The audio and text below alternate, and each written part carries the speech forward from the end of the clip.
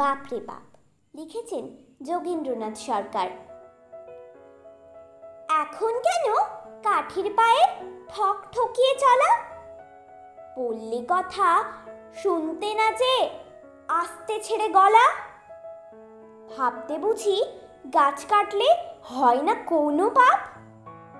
বনের দেবী যান না রেগে দেন না অভিশাপ। এই যে বাবু পড়তে হলো পায়ে কাঠের কল, বলবে কে যে নয়কো এটা তারই শাপের ফল। আবার যদি গাছ কাটতে দাঁড়াও কোমর বেঁধে, কাঠের দুপা মন জড়িবে মরতে হবে কেঁদে। চলাফেরা বন্ধ হবে মরবে মাথা খুঁড়ি, ক্রমেই তাতে দেখা দিবে ডালপালা আর ঝুড়ি।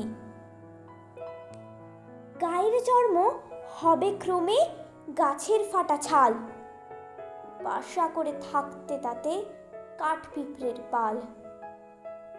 পাতায় পাতায় ছেয়ে যাবে দুইজনারই দেহ, সাধ্য কি যে মানুষ বলে চিনবে বাবু কেহ।